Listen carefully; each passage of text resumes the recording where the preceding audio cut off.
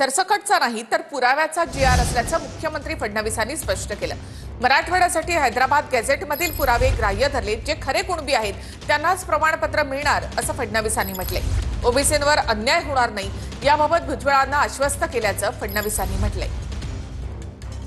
मराठा आरक्षणासाठी दिलेला जी.आर सरसकटचा नाही तर पुराव्याचा जी.आर असल्याचं मुख्यमंत्र्यांनी स्पष्ट सांगितलंय। मराठवाड्यासाठी हैदराबाद गॅझेटमधील पुरावे ग्राह्य धरले आहेत, जे खरे कुणबी आहेत त्यांनाच प्रमाणपत्र मिळणार असल्याचं मुख्यमंत्री फडणवीस म्हणाले।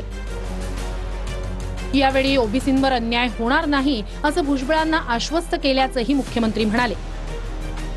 छगन भुजबळ साहेब कॅबिनेटमधनं कुठेही निघून गेले नाहीत। छगन भुजबळ साहेबांची माझी चर्चा झालेली आहे। मी त्यांना आश्वस्त केलेला आहे, हा जो काही जी.आर आपण काढलेला आहे त्याच्याने ओबीसी समाजावर कुठलाही परिणाम नाही। हा सरसकट जी.आर नाही, हा पुराव्याचाच जी.आर आहे। मराठवाड्यासाठी हैदराबादचे पुरावे आपण ग्राह्य धरल्याचंही फडणवीसांनी यावेळी सांगितलं। फक्त मराठवाड्यामध्ये इंग्रजांचं राज्य नव्हतं, मराठवाड्यामध्ये निजामाचं राज्य होतं। त्यामुळे इंग्रजांच्या राज्यातले पुरावे हे इतर ठिकाणी मिळतात, मराठवाड्यात मिळत नाही। मराठवाड्यातले पुरावे हे निजामाकडे म्हणजे हैदराबाद गॅझेटमध्ये मिळतात। त्यामुळे तिथले पुरावे जे आहेत ते आपण ग्राह्य धरलेले आहेत। त्यामुळे जे खरे कुणबी आहेत त्या पुराव्यांमध्ये त्यांनाच हे मिळणार आहे। आणि मला असं वाटतं की यातनं एक प्रकारे जे काही खरे हक्कदार आहेत त्यांना मिळणार आहे, पण कोणालाही खोटेपणा करता येणार नाही। जी.आर बाबत मंत्री छगन भुजबळांसह इतर ओबीसी नेत्यांच्या मनातील शंका आपण दूर करू असं मुख्यमंत्री फडणवीसांनी म्हटलं। अनेक ओबीसी संघटनांनी याचं स्वागत केलेलं आहे। अनेकांनी त्यातलं आता आमच्या मनामध्ये शंका नाही असंही सांगितलं आहे। मला असं वाटतं की भुजबळ साहेबांच्या मनातली शंका आम्ही दूर करू, इतरांच्या मनातली शंका दूर करू। एक गोष्ट ओबीसी नेत्यांना देखील माहिती आहे की जोपर्यंत हे राज्य आहे तोपर्यंत ओबीसीवर अन्याय होऊ शकत नाही। जोपर्यंत हे राज्य आहे तोपर्यंत एका समाजाचं काढून दुसऱ्याला देण्याचा विचार होऊ शकत नाही। आम्ही मराठ्यांचं मराठ्यांना देणार, ओबीसींचं ओबीसींना देणार आणि ज्यांना खरा अधिकार आहे त्यांना ते देणार। कोणाचं काढून कोणाला देणार नाही, दोन समाजाला एकमेकासमोर कधीच आणणार नाही। दरम्यान मुंबईत 5 दिवस मराठा आंदोलक मोठ्या संख्येने होते। यानंतर काही ठिकाणी गुन्हे दाखल झाले आहेत, ते मुंबई हायकोर्टाच्या आदेशावरून दाखल झाले आहेत। त्याच्यावरचा निर्णय मुंबई हायकोर्टाच्या निदर्शनास आणूनच घेतला जाईल असं मुख्यमंत्री फडणवीसांनी स्पष्ट केलं। जे गुन्हे आहेत ते माननीय उच्च न्यायालयाच्या आदेशानुसार दाखल झालेले आहेत। त्यामुळे त्याच्यावर जो काही निर्णय आहे तो उच्च न्यायालयाच्या निदर्शनास आणूनच आम्हाला घ्यावा लागेल। तर कॅबिनेटवर बहिष्कार म्हणजे तुमचा मुख्यमंत्र्यांवर विश्वास नाही, भुजबळांच्या नाराजीवर संजय राऊतांनीही टीका केली। दरम्यान छगन भुजबळांशी आम्ही बोलू आणि मार्ग काढू असं शंभूराज देसाई म्हणाले। तर ओबीसींवर अन्याय झालेला नाही हे भुजबळांनी समजून घ्यावं असं विखे पाटलांनी म्हटलेलं आहे। ओबीसीवरती अन्याय झाला असं आपण म्हणताय आणि कॅबिनेटवरती बहिष्कार टाकताय, म्हणजे तुम्हाला कॅबिनेटवर तुमचा विश्वास नाही किंवा मुख्यमंत्र्यावरती विश्वास नाही। तुम्ही त्या संदर्भात विचार करून आपल्या पदाचा राजीनामा देऊन तुम्ही आपल्या समाजात पुन्हा जायला पाहिजे नेतृत्व करण्यासाठी। अगोदरच माननीय फडणवीस साहेबांनी माननीय शिंदे साहेबांनी स्पष्ट केलेलं आहे की आम्ही माननीय भुजबळ साहेबांची दोघं मिळून चर्चा करू आणि त्यांच्या मनात जर काही शंका असतील तर त्या शंकांचं निरसन करू आम्ही दोघे जण मिळून।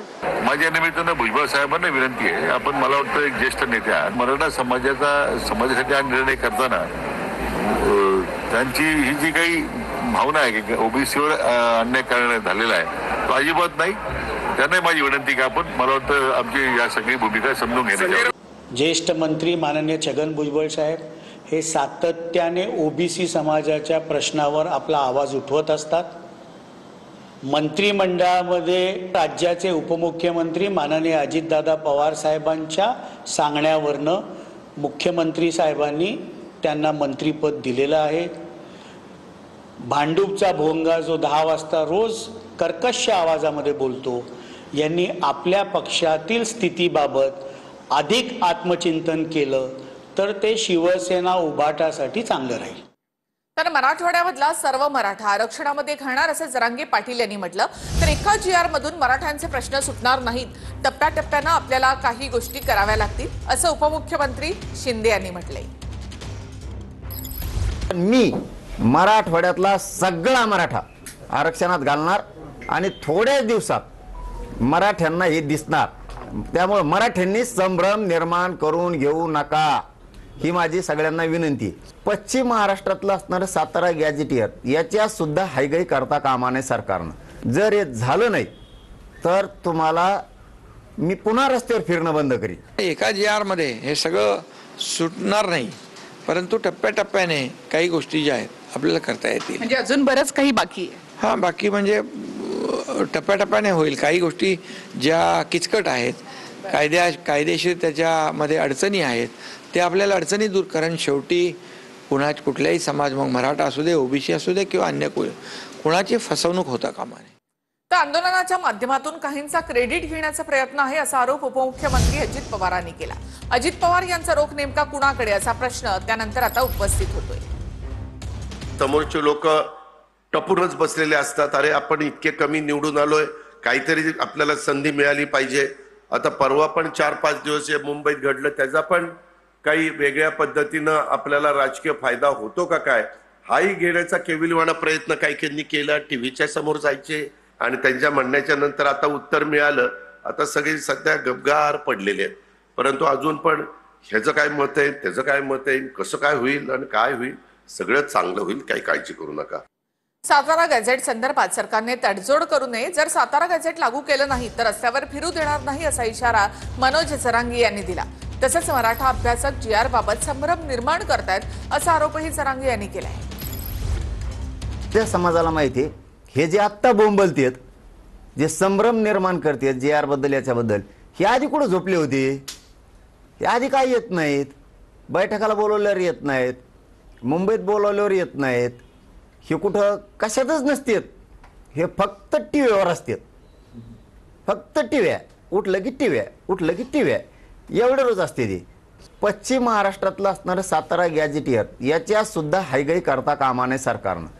जर हे थोड्या दिवसात, म्हणतो मी, महिने फिने नाही, जर हे झालं नाही तर तुम्हाला मी पुन्हा रस्त्यावर फिरणं बंद करीन. जेव्हा तो GR दिला, आदरणीय जरांगे साहेबांना दिला, तेव्हा त्यांचे अभ्यासक समोरच बसलेले होते, त्यांचे वकील होते, अभ्यासक होते.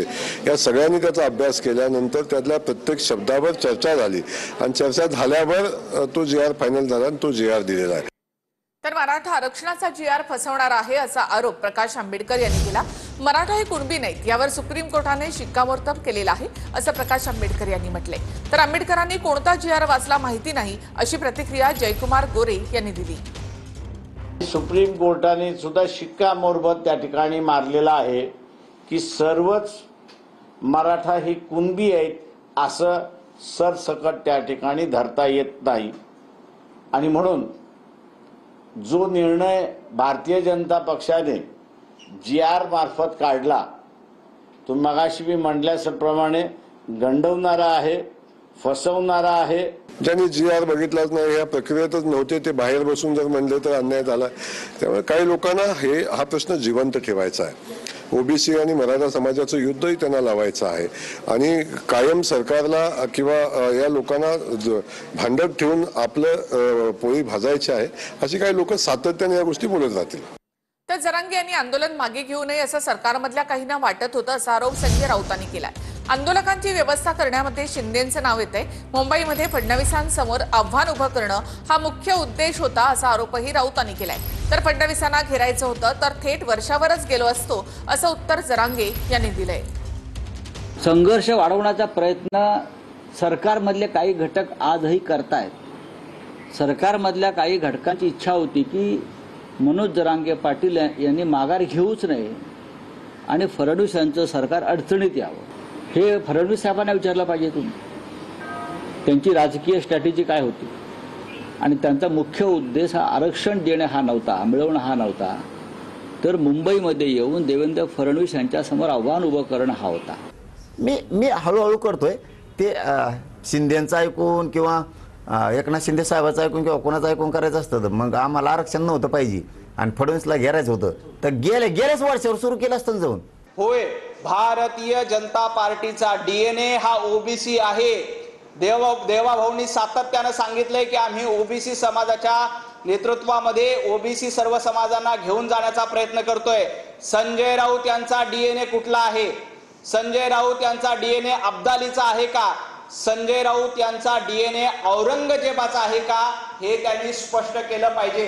अशा पद्धतीनं एका समाजाला टार्गेट करणं, एका समाजावर टीका करणं हे संजय राऊत यांना शोभत नाही। तर जरांगे यांच्या आंदोलनाच्या पार्श्वभूमीवर शिवसेना खासदार मिलिंद देवरांनी मुख्यमंत्री फडणवीसांना पत्र लिहिलं आहे। आंदोलनामुळे मुंबई जवळपास ठप्प झाली होती। प्रत्येक भारतीयाला निषेध करण्याचा अधिकार आहे, पण त्यासाठी एसओपी निश्चित केली पाहिजे अशी मागणी मिलिंद देवरा यांनी केली आहे। आझाद मैदान, दक्षिण मुंबईतील इतर ठिकाणी होत असलेल्या आंदोलनाबद्दल मिलिंद देवरा यांनी व्यक्त केली चिंता। जरांगेंच्या आंदोलनामुळे मुंबई जवळपास ठप्प झाली होती। प्रत्येक भारतीयाला निषेध करण्याचा अधिकार, परंतु त्यासाठी एसओपी निश्चित केली पाहिजे। उच्च सुरक्षा, उच्च कार्यक्षम क्षेत्रांपासून अशा निदर्शनांना प्रतिबंधित करण्यासाठी आवश्यक पावलं उचलावी, त्यांना इतरत्र हलवण्यासाठी आवश्यक पावलं उचलावी। मिलिंद देवरांच्या भूमिकेविषयी त्यांच्या नेत्यांचं मत काय आहे हे मराठी माणसाला समजून घ्यायला आवडेल। तुम्ही मराठी माणसाला मुंबई येऊ नका म्हणताय। मुंबईमध्ये आम्ही मराठी माणसं आंदोलन करू, नाही तर हायदोस घालू। तुम्ही कोण आम्हाला विचारणार? ठीक आहे, कोर्टाने आम्ही बघून घेऊ। राज्याच्या मुख्यमंत्र्यांनीही रोखलं नाही। त्यांनी अत्यंत संयमानं आणि समजूतदारपणानं मराठी माणसाला मुंबईत येऊ दिलं। ही अख्खी मुंबई आमची, हे तुम्ही कोण आम्हाला सांगताय? मुख्यमंत्र्यांचं उत्तर सोडून द्या।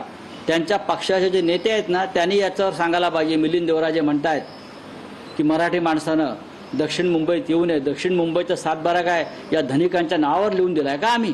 मिलिंद देवरांचा जन्म हा जे व्यवस्थित झालाय, ज्या घरात झालाय, त्या घरात कचरा, पाणी, काम करायला माणसं, 24 तास म्हणजे सोन्याचा चमचा घेऊन आलेल्या माणसाला आंदोलनाचं काय माहिती असणार?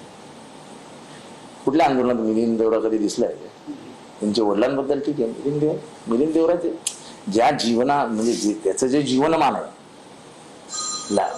लाईफस्टाईल आहे, त्याच्यानुसार त्यांनी पत्र लिहिलंय। काय त्याच्यातून कुठेतरी हे जे काय पत्र लिहिलं गेलं ते सीएम आणि होम मिनिस्टर म्हणजे जे देवेंद्र फडणवीस त्यांना लिहिलं गेलं। म्हणजे होम डिपार्टमेंट झोपलं होतं का?